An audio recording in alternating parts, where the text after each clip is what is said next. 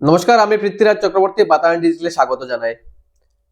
কাঠিগড়ার একটি জনপ্রিয় অনুষ্ঠান এবিসিডি ডান্স কম্পিটিশন, যে কম্পিটিশনে আমরা দেখতে পাই টিভি রিয়েলিটি শো এর আহ, যারা সেলিব্রিটি উইনার, ডান্স প্লাস 3 এর উইনার, যেমন বীর দাদা শেরপা। ইতিমধ্যে আমরা দেখতে পেয়েছি এবিসিডি সিজন 9 কমপ্লিটেড হয়েছে। অ্যাজ গেস্ট এবং চিফ জাজ হিসাবে আমরা দেখতে পেয়েছি বীর দাদা শেরপা, এবং বিগত দিনে যেগুলো সিজন অলরেডি কমপ্লিটেড হয়েছে আমরা দেখতে পেয়েছি দিব্যয় দাস। এই রকমের নানা ধরনের টিভি রিয়েলিটি শো এর উইনার যারা সেলিব্রিটি, তাদেরকে আমরা দেখতে পেয়েছি এবিসিডি ডান্স কম্পিটিশনে এজ জাজ। এবং কাঠিগড়ার মতো প্রত্যন্ত একটা গ্রামাঞ্চল অঞ্চল এখনো বলা যায়, সেই ধরনের একটা অঞ্চল থেকে এবিসিডি ডান্স কম্পিটিশন, যেখানে আমরা দেখতে পাই টিভি রিয়েলিটি শো এর যারা উইনার সেলিব্রিটি উনাদেরকে, এবং এই যে জনপ্রিয়তা কিভাবে পেল এই এবিসি ডান্স কম্পিটিশন, সেই বিষয়ে আজ আমরা আলোচনা করব। কিছু না জানা তথ্য জানবো আমরা আজকে এই অনুষ্ঠান পর্ব থেকে। ইতিমধ্যে আমাদের সঙ্গে উপস্থিত আছেন এবিসি ডান্স কম্পিটিশনের ফাউন্ডার মিস্টার পান্না তন্তুভাই আমাদের সঙ্গে উপস্থিত রয়েছেন, এবং আমরা এই নানা কথা, অজানা কথাগুলো জানার চেষ্টা করব। আমরা এই অনুষ্ঠান পর্ব শুরুর আগেই আমরা মিস্টার পান্না তন্তুভাইকে স্বাগত জানাই বাতায়ন ডিজিটালে। নমস্কার এবং নমস্কার সবাইকে। প্রথমে তো আমি ধন্যবাদ জানাই যে আজকের এই বাতায়ন ডিজিটাল যে আমাকে ইনভাইট করেছে। তো একদিকে আমার একটা খুশি ফিল হচ্ছে যে এতদিন প্রোগ্রাম করার পর যে কোনো কেউ তো একজন মানে এই প্রোগ্রামের ব্যাপারে জানার জন্য আমাকে ডেকেছে একদম, এবং যে কোনো একটা চ্যানেলের মাধ্যমে আমি সেটা প্রকাশ করতে পারবো। তো ধন্যবাদ সবাইকে, আর আমি আপনাকেও ধন্যবাদ জানাই। যেহেতু তন্তুভাই বাবু, আজ আমরা আপনার সাথে যেহেতু ইতিমধ্যে বলেছি যে আমরা কিছু না জানা তথ্য বা না জানা কথা আজ আমরা জানবো এই আজকের এই অনুষ্ঠান পর্ব থেকে, ঠিক আছে? আপনার সাথে কথা বলবো, যেখানে হচ্ছে কি ইতিমধ্যে আমরা দেখতে পেয়েছি যে এবিসিডি সিজন 9 অলরেডি কমপ্লিটেড, ঠিক আছে? বিগত দিনে এবিসিডি 9 কমপ্লিট হয়ে গেছে। সো একটা মানুষের হয়তো আমরা এখানে দেখতে পেয়েছি যে বরাক উপত্যকার বাহির, ঠিক আছে? আমি সোজা কথা বলতে গেলে আন্তঃরাজ্য এবং আন্তঃজেলা, ঠিক আছে? আমরা দেখতে পেয়েছি বিগত দিনে ওয়েস্ট বেঙ্গল, আগরতলা এবং বরাকভ্যালির যে 3 ডিস্ট্রিক্ট রয়েছে, সেখান থেকে দেখেছি আমরা প্রতিযোগী যারা দেখতে পেয়েছি। তো আমরা জানতে চাই যে এই যে এবিসিডি ডান্স কম্পিটিশন, হয়তো যারা এই কম্পিটিটর যারা এখানে এসে আসেন, যারা ডান্সার, যারা হয়তো তারাও জানে না এই যে ডান্স কম্পিটিশনের পিছনের যে বিহাইন্ড দ্য সিন যেখানে বলা হয়, ঠিক আছে? যে এই কবে থেকে শুরু হলো বা এটা মানে কিসের জন্য শুরু হলো, ঠিক আছে? সবাই তো আসে দূর থেকে যে এবিসিডি ডান্স কম্পিটিশনে কম্পিটিটর হিসেবে, ঠিক আছে?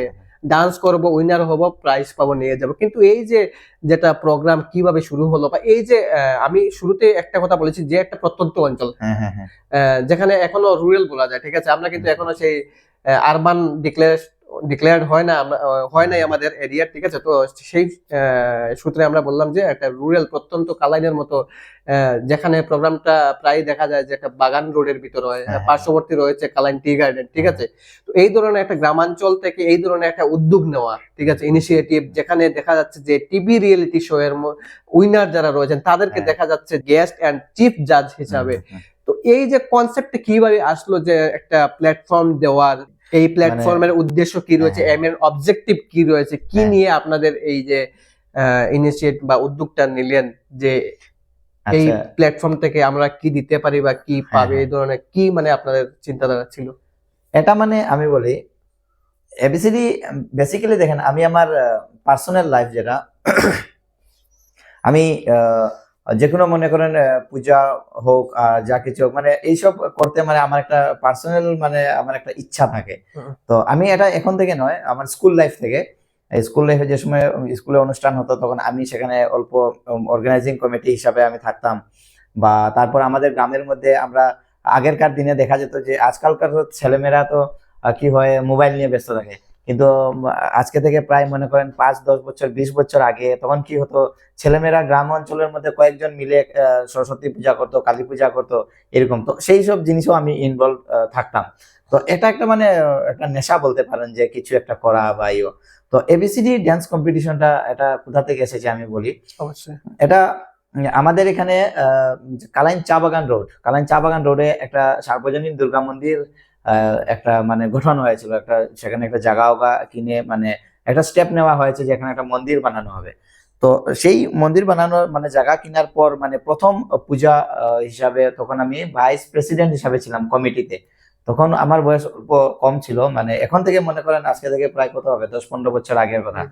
তো তখন কি হয়েছে, তো সেখানে তার পূর্বে কিন্তু আমি গ্রামে আরো অন্যান্য ছেলেদেরকে নিয়ে আমি পূজা উজা করেছি বা ছোটখাটো প্রোগ্রাম করতাম। তো তখন কি হয়েছে, তো সেই কমিটির মধ্যে মানে এখন তো ছোটবেলা থেকে সাংস্কৃতিক অনুষ্ঠান হ্যাঁ, বা হ্যাঁ, সমাজের সাথে মানে সংযুক্ত থাকার একটা কিছু হ্যাঁ, মানে হ্যাঁ, হ্যাঁ, ওইটাই মানে ওইরকম একটা ছিল আর কি, একটা নেশা, টেন্ডেন্সি। টেন্ডেন্সি। Okay. তো তারপর কি হয়েছে, তো সেই দুর্গাপূজাতে আমি ইনভলভ ছিলাম কমিটিতে। তো দুর্গাপূজা যে সময় শেষ হয়েছে, তো দুর্গাপূজা প্যান্ডেলের সময় কি হয় যে প্যান্ডেলের মধ্যে যে জায়গাতে আমরা দুর্গা মূর্তি বসাই, কাঠাম বলে সেটাকে, মনে করেন একটা উঁচা আমরা যদি মেডি বানানো, হ্যাঁ একটা বাঁশ দিয়ে একটা মনে করেন একটা উঁচা কিছু একটা বানাই, স্টেজের মতো মনে করেন ছোট্টখাটো একটা স্টেজের মতো, সেখানে আমরা মূর্তি বসিয়ে দিই, মানে বড় বড় প্যান্ডেলে এরকম হয়। তো সেই দশমীর পরে তো মূর্তি চলে গেছে, তো এই জায়গাটা খালি। তো আমরা ভাবলাম যে কি করা যায়, আচ্ছা ঠিক আছে, সাউন্ড সিস্টেম যখন আছে, একটা বক্স আছে আর ইয়ে আছে, তো ছোট ছোট বাচ্চা যে গ্রাম অঞ্চলের বাচ্চা যারা আছে ওদেরকে একটা ড্যান্স করিয়ে দিই এই জায়গাতে। তো এই ইয়ার স্টেজটার উপরে অল্প কাটিয়ে আমরা মোটামুটি একটা ঠিকঠাক করে বাস দুই একটা জোগাড়। হ্যাঁ একটা জোগাড় মানে জাস্ট, কারণ সেইগুলো তো টুকটাক তো একটা ট্যালেন্ট রয়েছে কিরকম এটা অর্গানাইজ করতে হয়। তো একটা মনে ভাবলাম যে না ছোটখাটো একটা দিয়ে করে দিই, তো সেটা হচ্ছে দশমীর পরের দিন। তো এরকম করলাম। তো করার পরে সেই প্রথম অনুষ্ঠানেই মানে শর্টকাট একটা অনুষ্ঠানে তো কম দেখা গেল যে অনেক দর্শকদের ভিড় হয়েছে, অনেক বেশি। তখন কি হয়েছে, তখন আমাদের মনে একটা স্পিরিট জাগলো যে না এই প্রোগ্রামটা তো আমরা ইচ্ছা করলে আরো বড় সড়ো করে, পজিটিভ রেসপন্স। হ্যাঁ পজিটিভ রেসপন্স। তো ভাবলাম যে না আরেকটা বড় সড়ো করে একটা প্রোগ্রাম করি। তো তখন কি হলো, কমিটির আরো যারা দাদারা ছিলেন ওনারা তো অনেকে বিজনেস করতো বা অনেক কিছু। তারপর কি হলো, সেই দশমীর প্রায় মনে করেন 20-25 দিন পর বা কয়েকদিন পর, ঠিক দিন আমার মনে নেই, তারপর একজন একটা ট্রাক স্পন্সর করলো। তখন আগেরকার দিনে কি হতো, এখন তো স্টেজ অনেক টাকা খরচ করে স্টেজে, তখনকার দিনে আজকে থেকে প্রায় 10-15 বছর আগে মনে করেন স্টেজের যে বডি যেটা থাকে সেই বডিটা খুলে একটা সরি ট্রাকের যে বডি থাকে সেই ট্রাকের বডি খুলে তখন একটা স্টেজ তৈরি হয়ে যেত আগেরকার দিনে। তো ঠিক সেইরকম ভাবে আমরা স্টেজ রেডি করে আমরা সিজন 1 শুরু করলাম, এবিসিডি সিজন 1। তো এবিসিডি নামটা আসলো কোথা থেকে আমি বলি, এটা একটা প্রশ্ন আমার। হ্যাঁ, তো সেটার নামও আমি বলি, কারণ এটার ভিতরে একটা কাহিনী রয়েছে। তো কাহিনী বলতে আমরা 3 জন ছিলাম প্রথমে, আমি আর মনোজ শুক্লবৈদ্য বলে একটা ছেলে, আর সিদ্ধার্থ রাজুয়ার। সিদ্ধার্থ রাজুয়ার হয়তো চিনবে সবাই, বর্তমানে ও পলিটিক্যাল লাইনে রয়েছে, একটা লিডার ও। তো যাই হোক, তো আমরা 3 জন তখন আমরা ভাবলাম, তখন আমরা কমিটি, তখন আমরা গ্রামের মধ্যে প্রথম পূজা সবাই ছিলাম আমরা কমিটিতে, সব ইয়ং ছেলেরা। তো সবাই কিন্তু এইসব প্রোগ্রাম করতে মানে ইচ্ছুক থাকে না, কিন্তু আমরা 3 জন ছিলাম। তো আমরা ভাবলাম নাম কি দিব প্রোগ্রামের, এটা তো একটা ড্যান্স কম্পিটিশন। তো আমরা ভাবলাম যে কালাইন বা নাচ বলিয়ে এরকম টাইপের নানা চিন্তাধারা এসেছিল। তারপর সিদ্ধার্থ বললো যে কাম করো এবিসিডি রেখে দাও, তখন এবিসিডি ফিল্ম বের হয়েছিল। আচ্ছা। তখন ও বললো যে ঠিক আছে এবিসিডি রেখে দাও, আর কোনো ইয়ে না। আর তখন আমরা ভাবলাম যে ঠিক আছে, ওর এক কথাই আমরা মানলাম যে ঠিক আছে এটা এবিসিডি নাম থাকুক, আর কোনো ভেজাল নেই এখানে, সবাই পছন্দ করবে আমাদের হিসাবে। তো এবিসিডি নাম রইলো। তারপর প্রোগ্রাম আমরা করলাম, তারপর প্রোগ্রাম আমরা স্টার্ট করলাম। সেই ট্রাকের গাড়ি দিয়ে আমরা বডি মানে স্টেজ বানিয়ে আমরা মোটামুটি একটা প্রোগ্রাম দেখলাম যে না মানুষ অনেক ভিড় হয়েছে। সেই কালাইন চা বাগান রোডের আমি লোকেশনটা বলি, এখানে একটা দুর্গা মন্দির রয়েছে, রাধারমন মন্দিরও ঠিক পাশে রয়েছে, আর অল্প দূর গেলে আমাদের কালাইন জগন্নাথ মন্দির রয়েছে কালাইন চা বাগান রোডের মধ্যে। তো সেই জায়গায় হয়েছে প্রোগ্রামটা, স্টার্টিং হয়েছে সেখান থেকে। আর তারপর আমরা 3 জন ছিলাম, নর্মালি সবাই হেল্প করে, কিন্তু বেসিক্যালি মানে লিডার আমরা মানে ফ্রন্টে ছিলাম আর কি। তো যাই হোক, সিজন 1 শেষ হলো। তখন আমাদের লোকাল যারা জাজ ছিলেন, যেমন কি আমাদের শান্তা দেবরায়, আমাদের কাটিগড় অঞ্চলের একজন পপুলার একজন সাংস্কৃতিক কি বলবো ব্যক্তি, সঙ্গীত জগতে, হ্যাঁ সঙ্গীত জগতে। তো আমরা ভাবলাম যে না আমরা মোটামুটি একজন রেপুটেড পার্সনকে দিয়ে আমরা চালিয়ে দিই। তারপর পজিটিভ রেসপন্স আসার পর অনেক ভিড় হয়েছে। তারপর কি হয়, তারপর মানে নেক্সট ইয়ার আসার সময় তো সবাই বলে যে তোমরা কি প্রোগ্রাম করবে না নাকি, প্রোগ্রাম করো, আমরা তো আসবো দেখবো। তখন আমরা ভাবলাম যে না, আচ্ছা ঠিক আছে প্রোগ্রাম করব। তখন আমরা মানে মনে করেন আমরা কালেকশনে যেতাম বা বড় বড় জায়গা, তখন গেলে তো 500 টাকা দিত বা কেউ 1000 টাকা, 200 টাকা, 300, মানে সেরকম একটা কালেকশন আসতো। তারপরেও দেখা যেত যে মানে কোনো সময় লস হতো বা কোনো সময় মার্জিনে থাকতো। তো সিজন 2 চালিয়ে গেলাম, সিজন 3 চালিয়ে গেলাম। তো মানে পাবলিক যে রেসপন্স, যেটা এই রেসপন্সের মানে ধারাই আমরা আজকের এই সিজন 9 আমরা কমপ্লিট করতে পেরেছি। কারণ সবার একটা আশা থাকে যে না, প্রোগ্রামটা অনেক সুন্দরভাবে হয়। আর ড্যান্স কম্পিটিশনের সময় আমরা কি হয় মানে অনেক দূর দূর জায়গা থেকে পার্টিসিপেন্টরা আসে, অনেক ওনারা অনেক সহযোগিতা করেছেন। পার্টিসিপেন্টের ধারাই মানে ওনারা মানে এত খুশি যে না, একটা ড্যান্স কম্পিটিশন হচ্ছে কালাইন। কারণ এরকম তো প্রোগ্রাম তো অনেক কম দেখা যায়। আর প্রত্যেক বছর মানে এখন পর্যন্ত, আজকে থেকে প্রায় 9-10 বছর হয়ে গেছে, তো প্রত্যেক বছর মানে এই সিজন আসার পর, যে সময় নভেম্বর ডিসেম্বর দুর্গাপূজা শেষ হওয়ার পর সবাই ফোন করবে, দাদা প্রোগ্রামটা কবে হবে, কোন জায়গাতে হবে। তো আমরা ভাবলাম যে প্রোগ্রাম যখন আমাদের পাবলিক এত মানে ইচ্ছুক, ওনারা দেখবে বা সাপোর্ট করছে, সব শান্তি শৃঙ্খলা ভাবেই চলিয়ে যাচ্ছে, তো আমরা বললাম যে না ঠিক আছে প্রোগ্রাম করি। তো ওই করতে করতে বাকি যে আমার সাথে যে আরো 2-3 জন ছিল, ওনারা কিন্তু আমার মানে সাথ ছেড়ে দিয়েছে। কারণ একটা প্রোগ্রাম করতে হলে অনেক কষ্ট করতে হয়, অনেক কষ্ট, অনেক হার্ডওয়ার্ক, অনেক দৌড়াদৌড়ি করতে হয়। তো ওনাদেরও অল্প কাজ ছিল, দোকান, ওদের বিজনেস আছে বা অনেক অনেক কাজ থাকে। তো আমি একলাই তখন আমি লিড করতাম। তো একলাই লিড করতাম। তারপর কি হলো, মানে নো ডাউট সবাই হেল্প, আরো এবিসিডি টিম আমি একটা তৈরি করলাম, যে না একটা এবিসিডি টিম তৈরি করব। তারপর সিদ্ধার্থরা মোটামুটি ওরা থাকতো, সিদ্ধার্থ, মনোজ বলুন বা তারপর আরেকটা টিম, মানে নেক্সট ইয়ারে আরো 2-4 জন অ্যাড হলো। তারপর নেক্সট ইয়ারে আরো 2-4 জন, মানে এরকম করতে করতে সবাই কেউ এখন পর্যন্ত চালিয়ে যাচ্ছে। সিজন 1 থেকে এখন পর্যন্ত আছে, আমার সাথে কাজ করছে। যেমন কি মনীন্দ্র কর্মী বলে একজন আছে বাগানের, ও সিজন 1 থেকে। কেউ আছে যে যেমন কি মনোজ তো এখন নেই, ওর বিজনেস নিয়ে ব্যস্ত। মানে এরকম কেউ চলে গেছে, কেউ রয়েছে। মানে কেউ আসছেন কেউ যাচ্ছেন, কিন্তু এরকম পান্না তন্তু ভাই মুখ্য মানে পরিচালনার দায়িত্বে আজও অব্দি। হ্যাঁ, আর সবাই কিন্তু আমার উপরেই ফেথ করে আর আমাকেই ফ্রন্টে রাখে যে না তুমি আগে বারো, আমরা আছি। মানে তার জন্যই পান্না তন্তু ভাই চিফ ম্যানেজিং ডিরেক্টর হিসেবে আজকের দিনে দেখতে পাচ্ছি। আর আমার যেহেতু একটা নেশা, কারণ অনেকে হয়তো ভাবতে পারে যে এটার মধ্যে কিছু স্বার্থবোধ রয়েছে, কিন্তু ব্যাপার এটা না। আমি এই কথা যাচ্ছি, তার আগে আমি একটা কথা এখানে আচ্ছা, হয়তো আমার প্রশ্ন মিস হয়েছে, যেটা আমি জানতে চাই যে কত সনে সেটা আরম্ভ হয়েছিল। সেটা হয়েছে 2014-তে, আচ্ছা 2014-এ। আর আমরা মোটামুটি চালিয়ে গেছি। তারপর করোনার সময় তখন মানে সেইরকম একটা ইয়ে ছিল না, যেহেতু আপনি করোনার কথা উল্লেখ করেছেন, করোনার বছরে মানে যে পিরিয়ড ছিল সেই তখন সময় স্টপ কি ছিল হয়েছে? প্রোগ্রামটা, কিভাবে চালানো হয়েছিল তখন প্রোগ্রামটা স্টপ কি ছিল। কি ফেস করেছেন আপনারা এই সময়ে? মানে তখন তো দেখেন প্রোগ্রামের কিছু গাইডলাইন ছিল যে পাবলিক গ্যাদারিং হবে না, ডিস্টেন্স মেনটেন হবে। তখন আমরা ভাবলাম যে না, তখন তো অনেকের বিজনেসও ডাউন ছিল, যারা ফাইন্যান্সাররা টাকা দিত আমাদেরকে সাহায্য করতো, ওনারাও সাহায্য করতে পারছিলেন না। তখন আমাদের 2-3 বছর স্টপ ছিল প্রোগ্রামটা। আর তারপর মানে তারপর কি হয়েছে, কালাইন চা বাগানে একটা মানে এমনি তো নর্মালি ওনাদের বাগান কমিটির পক্ষ থেকে তো প্রোগ্রাম করায়। তো ওই সময় ওনাদের সাথে কন্ট্যাক্ট করে আমি ড্যান্স প্রোগ্রামটা এবিসিডিটা জাস্ট এক ঝলক ব্যানার দিয়ে মোটামুটি একটা নাম থাকবে বলে প্রোগ্রাম বন্ধ হয়নি এক কথায়। প্রোগ্রাম বন্ধ হয়নি।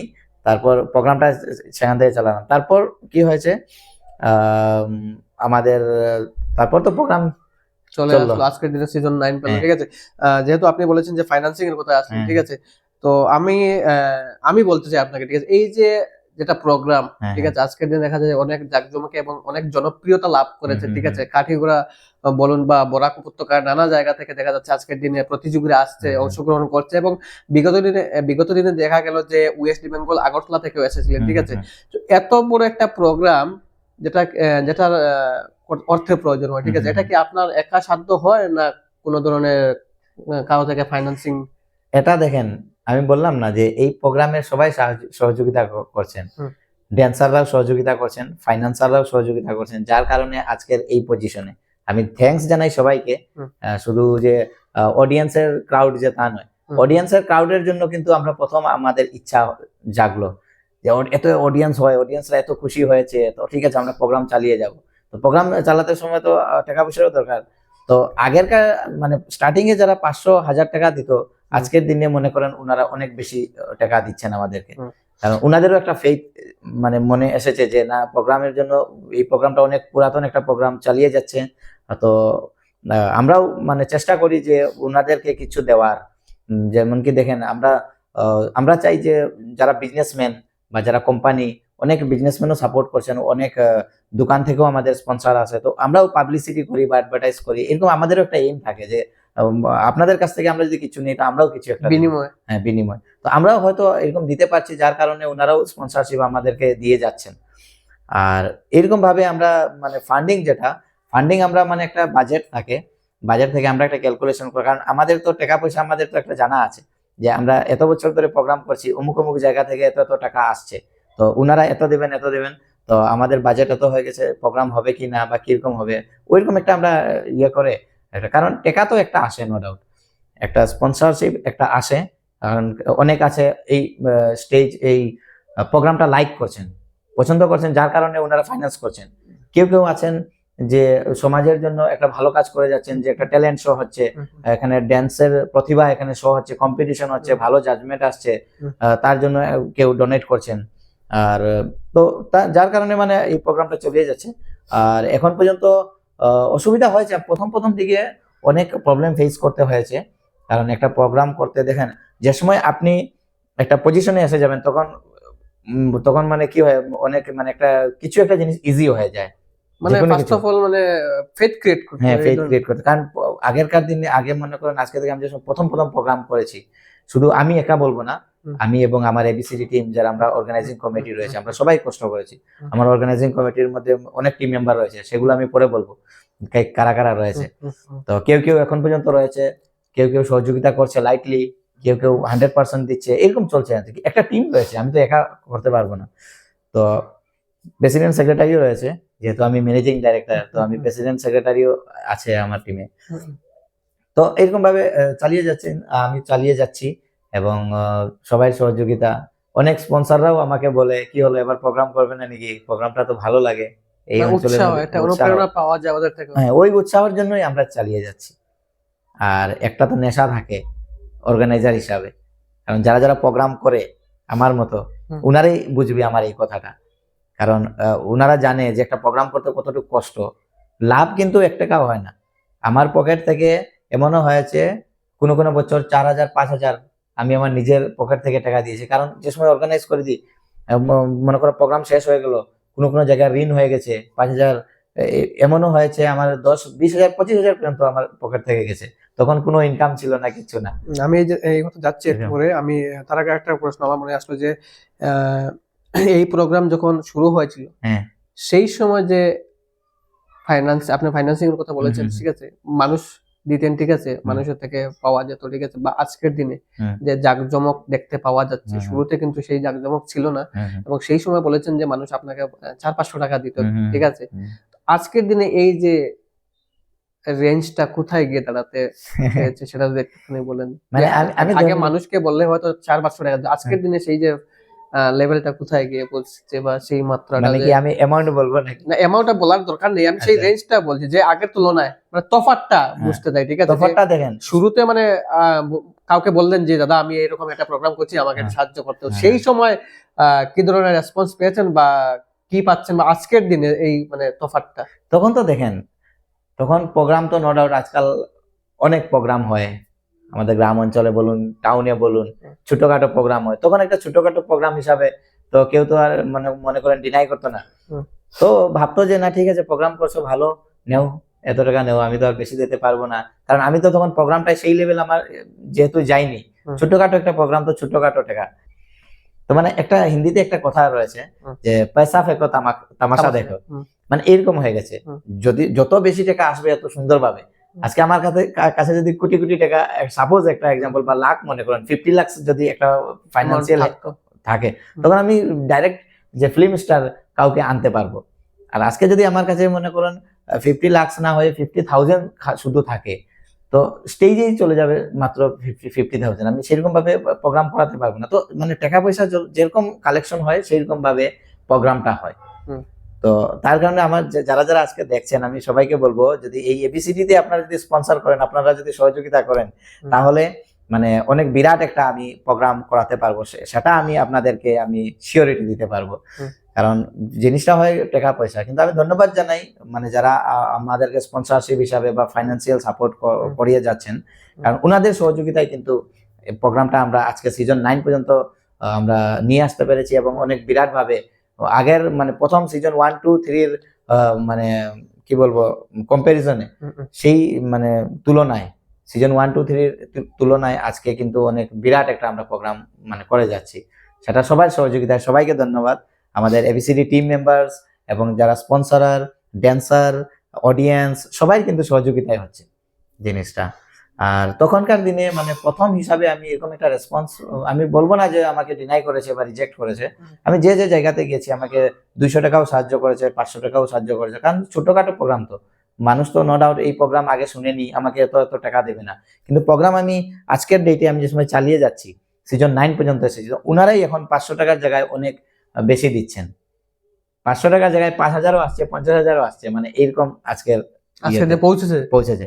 কারণ ওনারা কিন্তু আগে সেইরকম মানে কারণ একটা ফেথ ক্রিয়েট করতে হবে না, তো মানে আগে যারা 500 দিতেন আজকের দিনে 50,000 দিচ্ছেন। হ্যাঁ, মনে করেন মানে আমি 50,000 আমি বলবো না বা 10,000ও বলবো না, মানে জাস্ট একটা জিরো, আমি মানে জিরোটা বাড়িয়ে দিলাম আর কি, একটা উদাহরণ দিলাম, ওইটাই আর কি, মানে এরকম আর কি। তো সেই মানে রেসপন্স, আগে এক রকমের রেসপন্স পেয়েছি, এখন এক রকমের রেসপন্স, কারণ ওনারাও প্রোগ্রামে এসে একটা ভালো ওনারাও রেসপন্স পেয়ে যান বা সাপোর্ট করিয়ে যাচ্ছেন, তো ওনাদেরকেও থ্যাঙ্কস জানাই, ওনাদের ইয়েতে আজকে এরকম পজিশনে আছি আর কি। মানে এক কথা যারা স্পন্সর করে আসছেন, তো ওনাদের কারণে আজকে সিজন 9 এ সিজন 9 কমপ্লিট করেছে এবিসিডি। স্বাভাবিক একটা টাকা পয়সার দরকার আছে, আর আমি ওনাদেরকে এক কথাই বলি যে দেখুন আমি তো আর মানে এক কথায় ওনাদের প্রতি কৃতজ্ঞতা। একটু আগে আপনি বলেছেন যে লাভ লোকসানের কথাটা বলেছিলেন, ঠিক আছে? তো এই জায়গায় আমরা সাধারণত শুনতে পাই, যেটা আমরা শুনি সেটাই বলছি আপনাকে, ঠিক আছে? আমার কথা নয়, এমনিতে শোনা যায় যে এই প্রোগ্রামে নাকি পান্না তন্তু ভাইয়ের অনেক লাভ হয়, যেখানে একটা হিউজ অ্যামাউন্ট পেয়ে থাকেন পান্না তন্তু ভাই, মানে আপনি, ঠিক আছে? এবং পরবর্তী সময়ে এখানে আপনার একটা অনেক মানে একটা লাভ হয় এই প্রোগ্রাম থেকে, মানে এক কথায় আপনার লাভের কারণেই নাকি এই প্রোগ্রামটা। তো এখানে কি বলবেন? দেখেন আপনি বলছেন লুস্কান হচ্ছে, ভর্তুকি লাগছে, এই জায়গায় মানুষ বলছে পান্না তন্তু ভাই লাভ হচ্ছে। দেখেন আমি একটা কথা বলি, প্রথমে বলবো যে কোনো কিছু প্রোগ্রাম করা একটা মানে স্পিরিটের দরকার, নেশার দরকার। নেশা বলতে আমি এই প্রোগ্রামটা করি, একটা এডিকশন। আমার কাছে প্রোগ্রাম করা, অর্গানাইজিং করা একটা এডিকশন হয়ে গেছে, যেন আমি প্রোগ্রাম করব, লাভ হোক লস হোক। তো সেইরকম একটা মেন্টালিটি আমার রয়েছে, শুধু আমার নয়, আজকে যারা যারা প্রোগ্রাম করে যে কোনো জায়গাতে বড় বড় যে শো করে, ওনাদের কিন্তু সেই একটা এডিকশন রয়েছে। টাকা পয়সা বড় জিনিস নয়, টাকা পয়সা সবার কাছে থাকে। আজকে আমি প্রোগ্রাম করে কত টাকা আমি ইনকাম করব? 10,000, 20,000, 5,000। মনে করেন এত বেশি তো, আর এরকম যদি হতো তাহলে আজকাল সবাই প্রোগ্রাম করতো, যে না প্রোগ্রাম করব, স্টেজ বানিয়ে প্রোগ্রাম করবো, মুখে নিয়ে আসবো, টাকা 2 টাকা ইনকাম করবো, থাকতো, বিজনেস করব। কিন্তু আমার মনে হয় না এরকম লাভ, কারণ আজকাল যারা মানে অর্গানাইজিং কমিটি রয়েছে, আমার মতো এবিসিডির মতো আরো অনেক অনেক শো হয়, উনারা মানে বলতে পারবেন যে লাভ হয় না লস হয়, প্রথম কথা। আর সেকেন্ডলি দেখেন আমি একটা কথা বলি, যদি কেউ যদি ভাবে যে পান্না তন্তু ভাই লাভ করছে, তো আমি উনাদেরকে আমি এটাই অ্যাডভাইস দিব যে আপনারাও প্রোগ্রাম করুন, ছোট ছোট শিশুদেরকে নিয়ে প্রতিভা ড্যান্স শো, ট্যালেন্ট শো করুন, সিঙ্গিং কম্পিটিশন করুন, সেখান থেকে আপনারাও লাভ করুন না, কার কি আসবে? আমি যদি লাভ করছি তো আপনারাও লাভ করুন, সেটা তো ভালো জিনিস। কিন্তু আমি এটাই বলবো যে লাভ হয় না, লসেই হয়। আর লস না হলেও মার্জিনে থাকবে, যদিও লাভ হয় একটা সামান্য, মনে করেন 1,000, 2,000 তো আপনার পকেটে, সেগুলো লাভও হয় না। আর লস হলে আমি আমার মনকে এটাই বুঝ দিই যে অনেক মানুষে কি হয়, ওনারা জুয়াতে গিয়ে টাকা পয়সা ওনারা এমনি দান করেন, ড্রিঙ্ক করে, প্রত্যেকদিন পার্টি করে 4,000, 5,000, 10,000 দান। তো আমি তো আর সেইগুলা করছি না। আমার যদি প্যাকেট থেকে টাকা যায়, আর একটা ছোট শিশু যদি একটা ড্যান্সের প্ল্যাটফর্ম পায়, তাহলে আমি মনে করবো যে আমি এটা ভালো কাজ করছি, সেটা আমার মনকে এরকম ভাবে বুঝ দেয়। কিন্তু এরকম কোনো লাভও কিছু হয় না। আমি এটাই বলবো যে লাভ হয়, লাভ যদি আপনারা করতে চান লাভ হবে, কিন্তু আপনাদের অনেক হার্ডওয়ার্ক করতে হবে। কিন্তু আমার যে মানে আমি যাদেরকে নিয়ে চলি, দেখুন আমাদের, আমার মতো স্পিরিট তো সবাই থাকে না, কিন্তু হার্ড ওয়ার্ক বলতে আজকে আপনি বড় বড় জায়গাতে যাবেন, বড় বড় শো করবেন, সেলিব্রিটি আনবেন, তখন হয়তো লাভ হওয়ার একটা চান্সেস থাকে, কিন্তু লসও হওয়ার চান্সেস থাকে। এরকম অনেক ঘটনা আপনারা শিলচরে যে বড় বড় ডিএসএতে হয়তো অরিজিৎ সিং আসতো, বা জানি না অরিজিৎ সিং হয়েছে নি একবার, আচ্ছা যাই হোক, মনে করেন বড় বড় শো যে হতো আমাদের শিলচর ডিএসএ বা অনেকে, তো উনারা একমাত্র ফিল করেছেন। না হলে দেখেন এরকম যদি লাভ থাকতো প্রত্যেক বছর প্রোগ্রাম হতো, লসের জন্য প্রোগ্রাম স্টপ হয়ে যায়। আর আমি প্রোগ্রাম করাই একমাত্র সিজন, যে সময় নভেম্বর ডিসেম্বর মাস আসবে তখন সবাই আমাকে ফোন করে, দাদা প্রোগ্রাম কোন কবে হবে বা কত তারিখ হবে, আমরা অনেক ভালো লাগে এই প্রোগ্রামে যাই, আমরাও প্রাইজ পাই। আর আমাদের এখানে যারা ড্যান্সাররা আছে অনেক ট্যালেন্টেড ড্যান্সাররা অনেক অনেক জায়গাতে গিয়ে ড্যান্স পারফর্ম করে, তাই আমি ভাবলাম যে না, একটা সহযোগন হচ্ছে, চালিয়ে যাই সেটা, এটাই আর কি। তার মানে এক কথা থেকে বোঝা গেল যে একটা স্পিরিট, সেই স্পিরিটের কারণেই আজকের দিনে হ্যাঁ হ্যাঁ এই হ্যাঁ প্রোগ্রামটা চলছে। তাহলে আমরা যেটা শুনতে পাই এবং আহ, অনেকগুলো কমেন্ট পেয়েছি আমরা, ঠিক আছে, আমাদের পেজে, ঠিক আছে, আমরা যখন প্রমোশনাল যেটা ভিডিও করেছিলাম এই হ্যাঁ হ্যাঁ প্রোগ্রামে, যে প্রোগ্রামটা হবে বলে, সেই হ্যাঁ ভিডিওর যেটা কমেন্ট বক্সে আমরা পেয়েছি যে এই প্রোগ্রামে হুম, যদি কেউ প্র্যাকটিস করে ভালো ডান্স করে, হুম, সে কিন্তু মানে উইনার হতে পারবে না। এখানে পার্সিয়ালিটি, যে কোনো ধরনের ফিক্সিং, এই ধরনের ইত্যাদি কিছু থাকে, ঠিক আছে। So, হুম। এই ব্যাপারে, এই বিষয়ে আপনি কি বলবেন? আপনার কি মতামত? যেখানে মানুষ বলছে যে ফিক্সিং হয়, হ্যাঁ পার্সিয়ালিটি হয়, মানে একজন ভালো নৃত্যশিল্পী সেখানে হুম, কদর পায় না। আপনাদের পছন্দ অনুযায়ী আহ প্রাইজটা দেওয়া হ্যাঁ হয়, উইনার সিলেকশন হয়। দেখেন আমি একটা কথা বলি, মানে দামি জিনিসের একটা দামি গুণ থাকে, হুম, ঠিক আছে। হুম, ব্র্যান্ডেড আমরা যদি কাপড় কিনি বা যে কোনো কিছু, সেটার একটা আলাদা একটা গুণ থাকে। তো হুম, আমাদের এবিসিডি দেখেন, এবিসিডি মানে কি বলবো, মনে করেন এটা একটা ব্র্যান্ড বলতে পারেন, কারণ হুম, আমাদের এবিসিডি ড্যান্স কম্পিটিশন এতটুক ফেইথ, এতটুক মানে কি বলবো, মানে পজিশন ভালো রয়েছে আপনাদের সবার আশীর্বাদে বা সহযোগিতায়। আমরা ফিক্সিং টিক্সিং নিয়ে আমরা চিন্তাধারা করি না, কারণ আমাদের এইম রয়েছে অনেক হাই। আমরা আজকে বীররাধা শেরপাকে আমরা নিয়ে আসতে পেরেছি, দিব্যয় দাসকে আনতে পেরেছি। তো আমাদের চিন্তাধারা যে উনাদের জায়গায় আমরা রেমো ডিসোজাকে আনবো, বা টেরেন্স স্যারকে আনবো, গীতা ম্যামকে আনবো, আমরা এরকম চিন্তাধারা আমাদের রয়েছে। আমাদের ম্যাচ ফিক্সিং এর বা প্রোগ্রামের ফিক্সিং বা পার্সিয়ালিটি জাজমেন্ট এইসব চিন্তাধারাতে আমরা থাকি না। একটা কাপের দাম কত, হার্ডলি 1000-1200 নিবে ট্রফির দাম, মেডেলের দাম আর কত থাকে। তো সেইগুলা দিয়ে যদি আমরা ফিক্সিং করে আমরা যদি প্রোগ্রামটাকে নষ্ট করি, তাহলে তো আমরা নিজের পায়ে নিজে কুড়াল মারবো। কারণ এই এরকম যদি কোনো কমেন্ট টমেন্ট আসে, আমি তো বলবো এগুলা কোনো মানে টোটালি মিথ্যা জিনিস। আর যারা এরকম ফিক্সিং নিয়ে কমেন্ট করে বা ফিক্সিং নিয়ে চিন্তাধারা করে, উনারা, আমি বলবো উনারা মানে বড় ফিক্সার। হয়তো উনারা অনেক বড় প্রোগ্রামে গিয়ে উনারা ফিক্সিং করে প্রাইজ রাইজ নিয়ে আসে, যার কারণে ওনারা এরকম। কারণ এখন পর্যন্ত সিজন 9 আমাদের হয়ে গেছে, সিজন 9 পর্যন্ত কোনো পার্টিসিপেন্ট বলতে পারবে না যে এখানে ফিক্সিং হয়েছে বা আমার সাথে পার্সিয়ালিটি হয়েছে বা জাজমেন্টে কোনো খারাপ হয়েছে রেজাল্ট। কারণ আমাদের প্রোগ্রামে এই এবিসিডি সিজন 9 পর্যন্ত যারা যারা পার্টিসিপেন্টরা পার্টিসিপেট করে, যারা যারা ড্যান্সাররা, ওনারা ট্যালেন্টেড থাকে সবাই। শুধু আমাদের এবিসিডি নয়, ওনারা যে যে জায়গাতে যায় সব জায়গাতে ওনারা প্রাইজ নিয়ে আসে। এবং সেম সেই আজকে দেখেন একটা জিনিস, মনে করেন একটা গ্রুপের মধ্যে 10টা ড্যান্সার রয়েছে, হুম, এবং 10 জন হচ্ছে গিয়ে মনে করেন ওনারা ট্যালেন্টেড ট্যালেন্টেড বলতে মনে করেন এই 10 জন হচ্ছে ডিজার্ভিং ক্যান্ডিডেট, সব জায়গাতে গিয়ে ওনারা প্রাইজ পায়। কিন্তু আমাদের এই এবিসিডিতে মনে করেন আজকে যদি 10 জন থাকে, তো নিশ্চয়ই সেখান থেকে ফার্স্ট সেকেন্ড থার্ড হবে। কিন্তু বাকি যারা থাকবে ফোর্থ ফিফথ থেকে ধরে 10 পর্যন্ত, ওনারা বলবে যে না আমি প্রাইজ কেন পেলাম না। কিন্তু সবাই কিন্তু ট্যালেন্টেড, কিন্তু এখানে সিলেক্টিভ করতে লাগবে 2-3 জনকে। কিন্তু এই প্রোগ্রামে যে এরকম নয় যে যারা যারা প্রাইজ পাওয়ার যোগ্য নয় ওনারা প্রাইজ পেয়ে গেছে, আর যারা প্রাইজ পাওয়ার যোগ্য ওনারা প্রাইজ পেয়েছে না, এরকম কোনো দিন আজ পর্যন্ত মানে ঘটনা হয়নি। আর আমরা আমরা জাজমেন্টকে এটাই বলি যে জাজকে এটাই বলি যে জাজমেন্ট আপনারা সুন্দর করে করবেন, যাতে আমাদের প্রোগ্রামে কোনো কিছু মানে দাগ না লাগে। এবং সেটা আজ পর্যন্ত চলে যাচ্ছে, কোনো রকমের কোনো কমপ্লেন হয়নি। কারণ আমরা চাই না যে এত কষ্ট করে যে কোনো একটা খারাপ আমরা রেপুটেশন কামাবো, এটা কেউ চায় না। আর এটা কোনোদিন হয় না।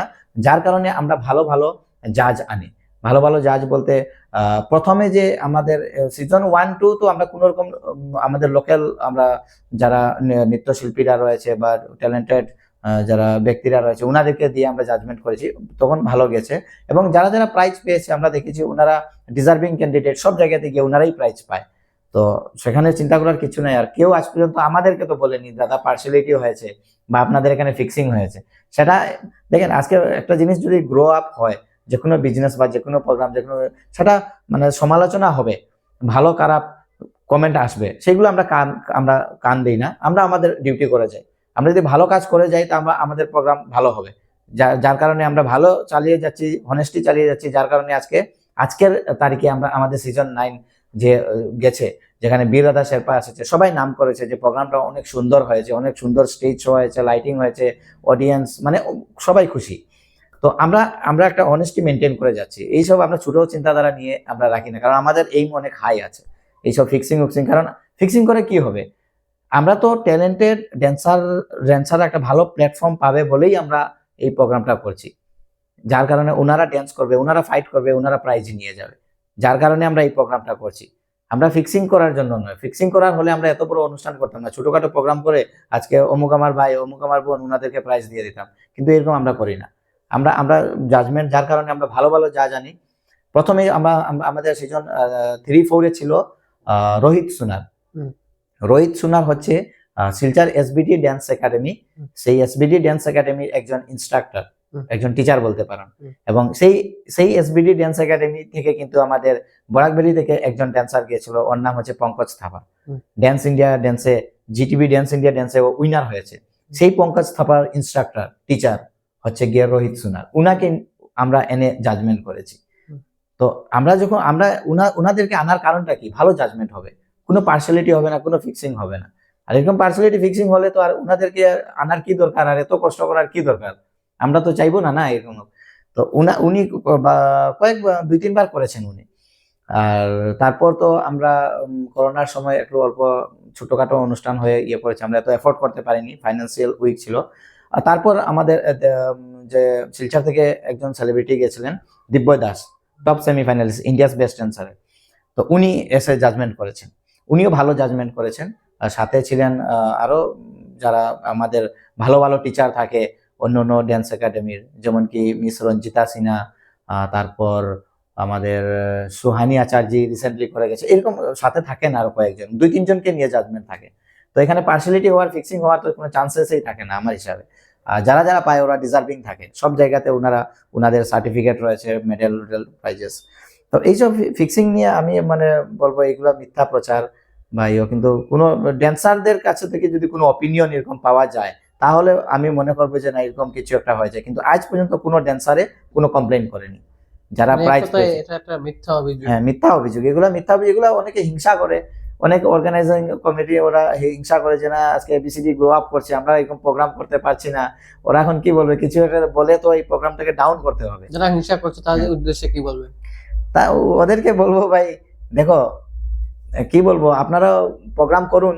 আর হিংসা করলে তো উপরওয়ালা আছে। আমরা যদি ভালো কাজ করি আমাদের ভালো হবে, খারাপ কাজ করলে খারাপ হবে। কারোর কমেন্টে বা কারোর খারাপ স্টেপে আমাদের কোনো যায় আসবে না, এটাই আমি বলবো। আর এগুলা সব শোর মধ্যেই একটা কমপ্লেইন থাকে যে জাজমেন্ট ভালো হয়নি, এটা একটা থাকে।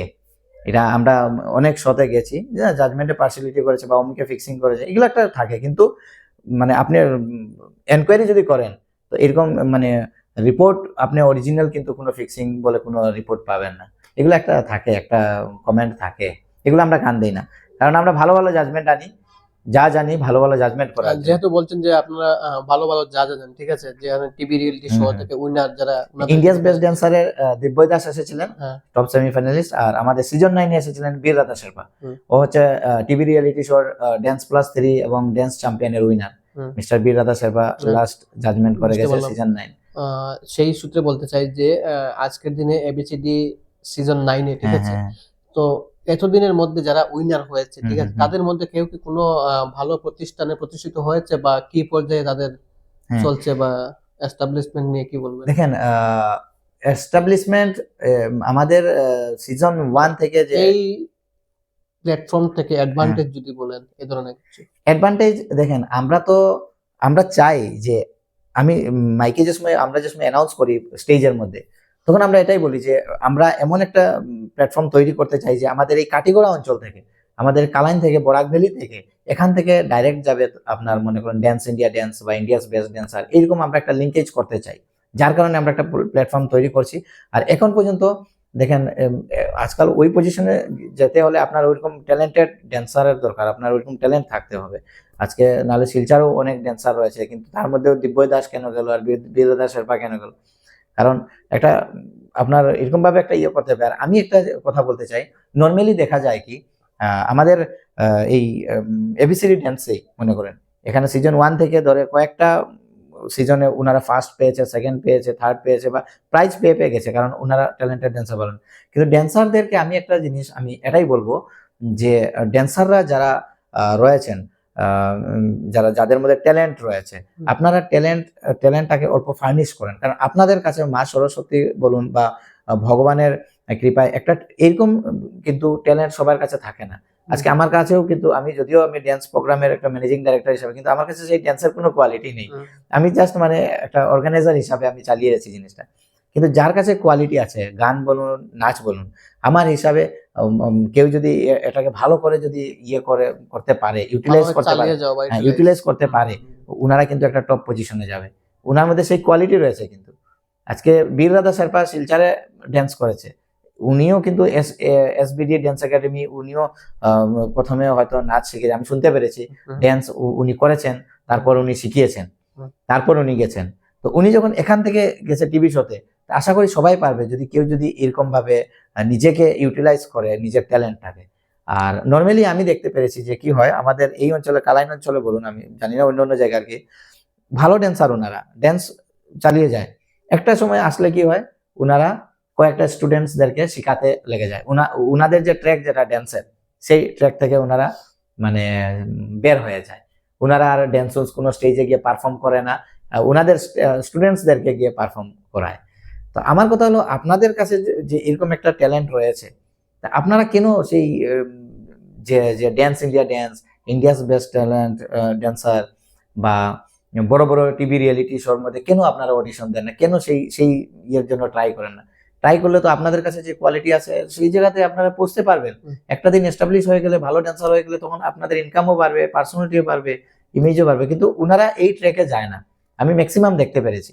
একটা সময় আসার পর বড় হয়ে গেলে বলবে না আর ড্যান্স করবো না, এখন আমি স্টুডেন্ট শেখাবো। তো আমার হিসাবে যদি আপনারা যদি ছোট থাকতে এত ড্যান্স করেছেন, এত প্রাইজ নিয়ে এসেছেন, এত ভালো ভালো স্টেজে পারফর্ম করেছেন, তো এগুলো তো বেকার না? আপনি যদি একটা দিন আসার পর যদি এই ড্যান্সটা আপনি ছেড়ে দিচ্ছেন, তো এগুলো তো বেকার আপনি ড্যান্স করেছেন। যার কারণে আমি সবাইকে বলবো আপনাদের কাছে কোয়ালিটি আছে, ট্যালেন্ট আছে, আপনারা ইউটিলাইজ করে সেই পজিশনে যান, তাহলে নিজেকে একটা সেলিব্রিটি হিসাবে আপনারা শো করতে পারবেন। এটাই। তন্তুভাই বাবু, যেহেতু আমরা আপনাকে দেখতে পাচ্ছি যে মুখ্য পরিচালনার দায়িত্বে এবিসিডি ডান্স কম্পিটিশন, যেটা 1 2 3 সিরিয়ালি আজকের দিনে সিজন 9, ঠিক আছে, এবং এজ ফাউন্ডার এবিসিডি আপনি পান্না তন্তুভাই, আপনার হিসাবে বেস্ট সিজন কোনটা হয়েছে আজকে অবধি, যেটা সিজন 1 2 আপ টু 9? দেখেন আমি একটা কথা বলি, এই আপনি এই কথা বলার মানে ভালো হয়েছে, কারণ এই রিপ্লাইয়ের সাথে আরেকটা রিপ্লাই এসে যাবে। আমি প্রোগ্রাম কেন করি প্রত্যেক বছর, মানে আমি চাই যে প্রত্যেক বছর বেস্ট করব, প্রত্যেক বছর বেস্ট করব প্রোগ্রাম। আর বেস্ট করতে গিয়ে মানে মনে করেন এমন একটা জিনিস আপনার মানে কমই হয়ে যায়, তখন মনটা একটা আফসোস থাকে। আমি সবসময় চাই যে পারফেক্ট করব, কিন্তু পারফেক্ট করতে কোনো সময় মনে হয় দেখেন না এই শোতে তো আমি বীরদাদা শেরপাকে এনেছি, তো এই শোতে মনে করেন এইবার কি হয়েছে আমাদের টেকনিক্যালি অল্প ইস্যু দেখা দিয়েছে, তো প্রোগ্রামটা অল্প সময়ের জন্য 5 মিনিটের জন্য আমরা আমাদের লাইটিং ঠিকঠাক করার জন্য, টেকনিক্যাল ঠিকঠাক করার জন্য অল্প রেস্ট নিতে হয়েছে, তো আমাদের মনটা অল্প খারাপ হয়ে গেছে। তো আমরা ভাবলাম যে না, একটা তো কমই হয়ে গেছে, নেক্সট ইয়ার কিন্তু আগামীতে কিন্তু এই জিনিসটা আমরা করবো না, আগে থেকে আমরা ঠিকঠাক করবো। তো একদিকে বীরদাদা শেরপা এসেছে, আমরা খুশি মনে করছি এটা বেস্ট, আর একদিকে আমাদের মনে করছি এটা খারাপ, কারণ আমরা টেকনিক্যালি প্রবলেম দেখা দিয়েছে। তো প্রত্যেক বছর এরকম একটা কমি থাকে, যার কারণে আমাদের মনে একটা জিদ থেকে যায় যে না, আগামীতে এই প্রোগ্রামটা সুন্দর করে করব, এইবার এটা রয়েছে আগামীতে, তো আগামীতে এক সাইড সুন্দর করলে আরেক দিক মনে করেন একটা কমি থেকে যায়, যার কারণে আমাদেরও একটা মনের মধ্যে একটা জিদ থেকে যায়, ওই আমরা প্রোগ্রাম করে যাই, সেটাও একটা কারণ হতে পারে যে প্রত্যেক বছর কেন করি। আর বেস্ট আপনি বলেছেন, আমি বলবো মানে বেস্ট, আমি প্রত্যেকটা সিজনে আমার কাছে বেস্ট আমাদের কাছে, কারণ আমাদের সিজন অনুযায়ী টাকা পয়সা ফাইন্যান্সিয়াল অনুযায়ী বা সেই দিন অনুযায়ী সেটা একটা বেস্ট থাকে। কারণ রোহিত সোনারকে আমরা যে সময় প্রথম প্রথম মেনেছি, আমরা বেস্ট ভাবতাম যে না, কালাইনে তো এরকম কেউ জাজ আসেনি, কারণ উনার আন্ডারে পঙ্কজ থাপা ছিল, বীর রাধা শেরপা ছিল, উনি কিন্তু গাইড করেছেন উনাদেরকে। তো বীর রাধা শেরপা আমি শুনতে পেরেছি, যে জানি না কি, আমি কিন্তু ক্লিয়ারলি জানি না, কিন্তু আমি উনি এসবিডি যে ড্যান্স একাডেমি বীর রাধা শেরপা টাচে ছিলেন। আর তো তখন রোহিত সোনারকে এনে আমরা খুশি। তারপর রোহিত সোনার আসার পর নিয়ে আসার পর তো আমরা ভাবলাম যে না, অল্প চেঞ্জ করি। তখন আমরা দিব্যই দাসকে আনলাম। তো দিব্যই দাস আসার পরে খুশি। তো আমরা ভাবলাম দিব্যই দাস তো টপ সেমিফাইনালিস্ট, উইনার, তো আমরা উইনার যদি আনতাম তো আরো ভালো। যখন বীর রাধা শেরপাকে এনেছি, তো আমাদের টিম মেম্বার বলছে পান্নাদা আমরা রেমো স্যারকে আমরা নিয়ে আসবো, মানে এরকম প্ল্যান চলছে। তো রেমো ডিসোজা ইন্সপিরেশন। হ্যাঁ, ইন্সপাইরেশন। তো আমরা ভাবলাম যে ঠিক আছে, আজকে যদি আমরা প্রোগ্রামটা 50,000 টাকা দিয়ে করতে পারছি, সাপোজ একটা এক্সাম্পল, তো আগামীতে আমরা 5 লাখ টাকা দিয়েও প্রোগ্রাম করতে পারবো। আর আশা করি আমরা যদি সুন্দরভাবে চালিয়ে যে অনেস্টি মেনটেন করি, তো সবাই সহযোগিতা করবে। আর সবাই সহযোগিতা করলে আমাদেরও ভিতরে ভিতরে একটা প্ল্যান আছে, যেরকম বড় সেলিব্রিটি কাউকে কেউ একজনকে আনবো।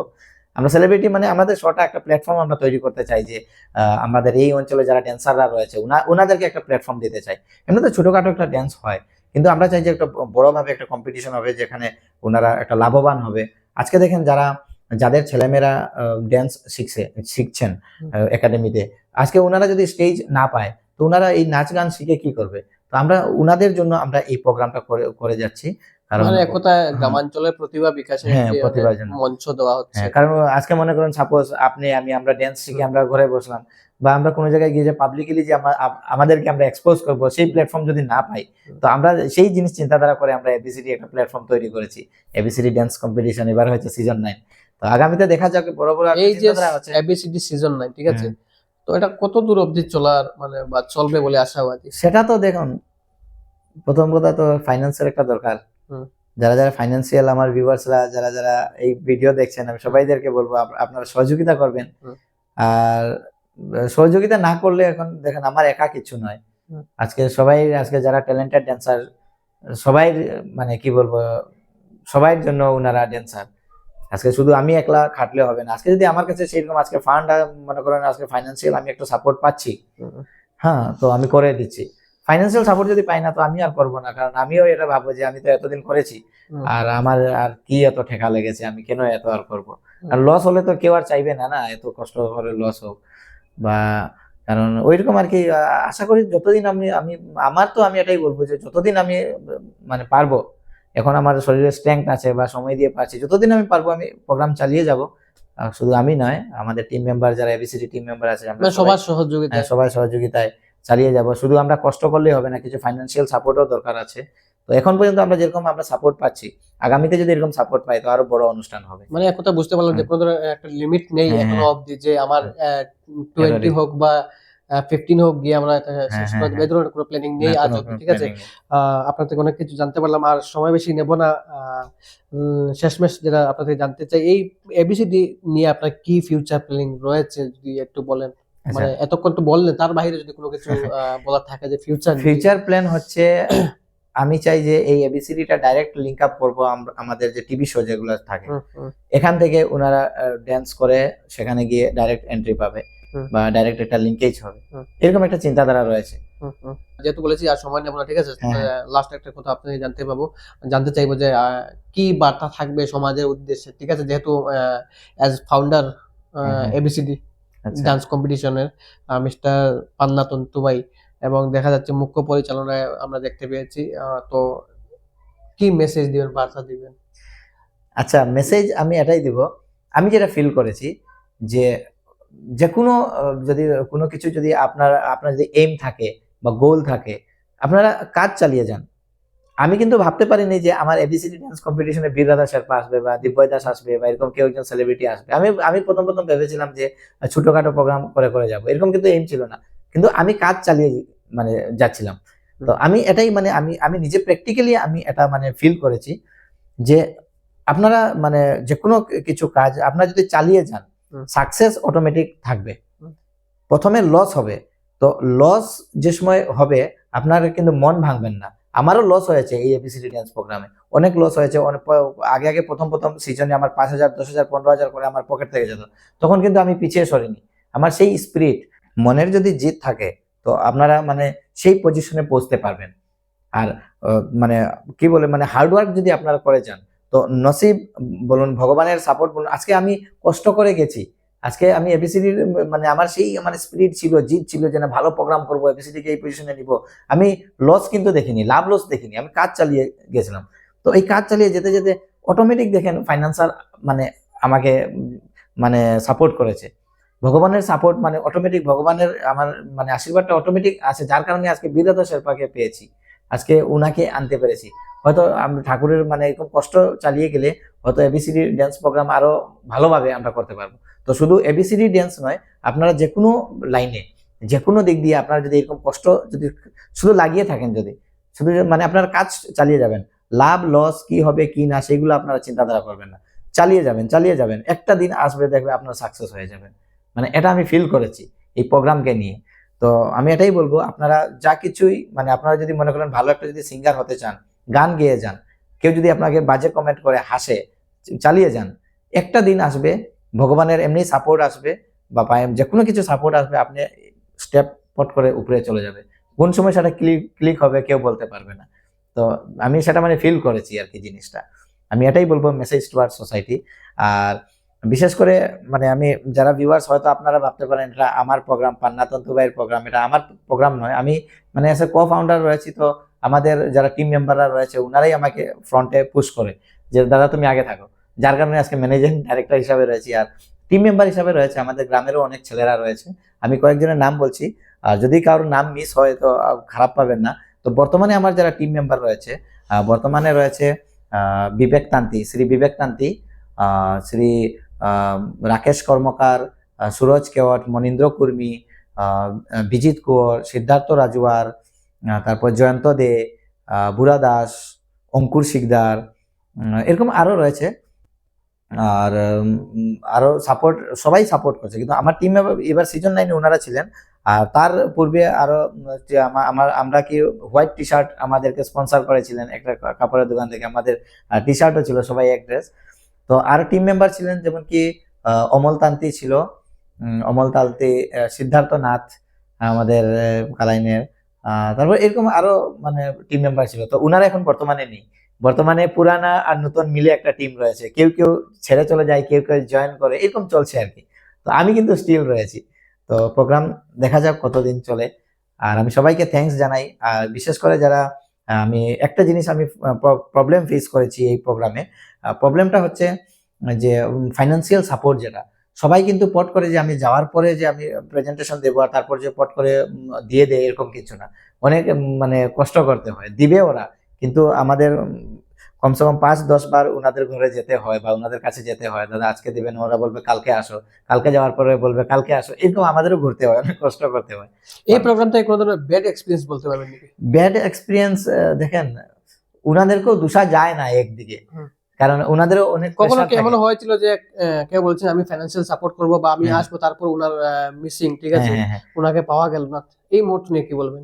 এটা এরকম ঘটেছে। হুম। কারণ ওনারা প্রথম বলে হ্যাঁ আমি যাব, হুম। তো যাব বলে তারপর কি হয়, আমরা মেমন্টো উত্তরীয় সবকিছু, একটা তো বাজেট আছে অর্গানাইজিং কমিটির, মানে ওনারাও মানে যারা স্পন্সরার বা যারা বিশিষ্ট ব্যক্তিরা যারা এরকম মনে করেন ফাইন্যান্সিয়াল সাপোর্ট করে বা যে কোনো কিছু সাপোর্ট করে, আর ওনারা মানে আসবে বলে ইনভাইটেশন থাকে, ওনাদেরও জানা দরকার যে না আজকে অর্গানাইজিং কমিটির একটা বাজেট থাকে, আমাদেরও একটা বাজেট রয়েছে। আজকে যদি 50 জন অতিথি যদি আমাদের রেডি থাকে, তো আমরা 50টা মেমন্টো বানাবো, উত্তরীয় বানাবো, এরকম আমাদের একটা বাজেট থাকে।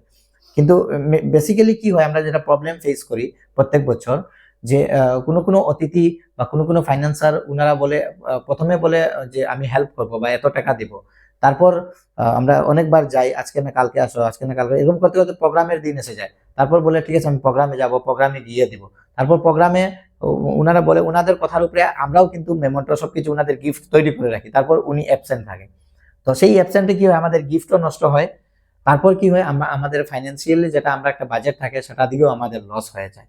তো সেইরকম একটা লস হয়। তো যারা এরকম মানে আপনারা ফাইন্যান্সিয়ালি হেল্প করেন কোনো কমিটিদেরকে, আপনারা ডাইরেক্টলি বলে দিবেন আমি দিতে পারবো কিনা, বা না হলে তো না, কেউ আর কিছু জোর জবরদস্তি করবে না, দিতে পারলেও আপনারা একটা টাইমে দিয়ে দেবেন। কারণ আজকে অর্গানাইজিং কমিটির অনেক কিছু থাকে, মানে একটা দায়িত্ব থাকে, আর শুধু টাকা নেওয়াটা বড় জিনিস না, ওনাদের জন্য একটা জায়গা তৈরি করে রাখা, ওনাদেরকে নিয়ে মানে আসার পরে ওনাদেরকে বসানো, সেই জায়গাও একটা রেডি করে রাখতে হয়।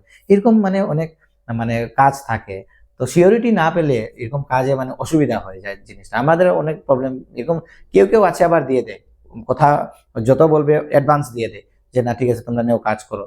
হ্যাঁ, কেউ কেউ আছে তো সবাই তো আর সমান নয়। তো আমাদের ওইসব মানে প্রবলেম ফেস করতে হয় আর কি, মানে এইসব জিনিস আর কি। ঠিক আছে পান্না বাবু, আপনাকে ধন্যবাদ আপনার এই মূল্যবান সময় দেওয়ার জন্য, এবং যারা ঠিক দর্শক আছে। রয়েছেন আপনাদেরকেও জানাই ধন্যবাদ।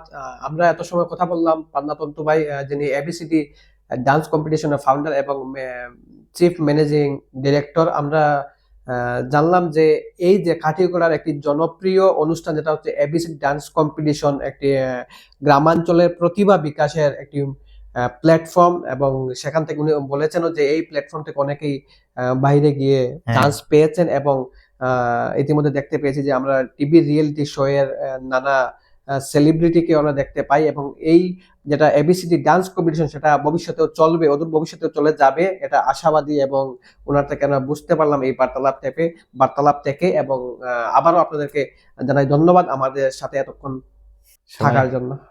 ধন্যবাদ, এবং আমি ধন্যবাদ জানাই। আর আমি মনে করবো যে না, এতদিন কষ্ট করেছি এবিসিডি ড্যান্স কম্পিটিশন নিয়ে, যার কারণে আজকে আমি এটা মনে করবো যে না, অল্প বোধহয় কিছু একটা সাকসেস হয়েছে, যার কারণে আজকে কোনো একটা চ্যানেল বা তাইন ডিজিটাল থেকে আমার কল এসেছিল যে এরকম প্রোগ্রামের জন্য এসো। তো যাই হোক, আমি আসলাম। আর এবিসিডি ড্যান্স কম্পিটিশন প্রত্যেকবার আমাদের কালাইন অঞ্চলে হয়, যারা যারা দেখছেন আপনারা খবর নেবেন। প্রত্যেক বছর নভেম্বর ডিসেম্বর দুর্গাপূজার পরে মানে সেটার প্রসিজিওর শুরু হয়ে যায়। তো কারোর যদি কোনো কন্ট্যাক্ট করতে হয় কোনো কিছু, আপনার বাতায়ন ডিজিটালের সাথে যোগাযোগ করবেন। আর সবাইকে বলবো ধন্যবাদ, এবং এই ভিডিওটা শেয়ার করবেন সবাই, ওনার পক্ষ থেকে আমি বলছি। আর এই এবিসিডি ড্যান্স নিয়ে আমরা আমাদের অনেক দূরের চিন্তাধারা রয়েছে, তো সবাই সহযোগিতার প্রয়োজন, সবাই সহযোগিতা করবেন। ধন্যবাদ।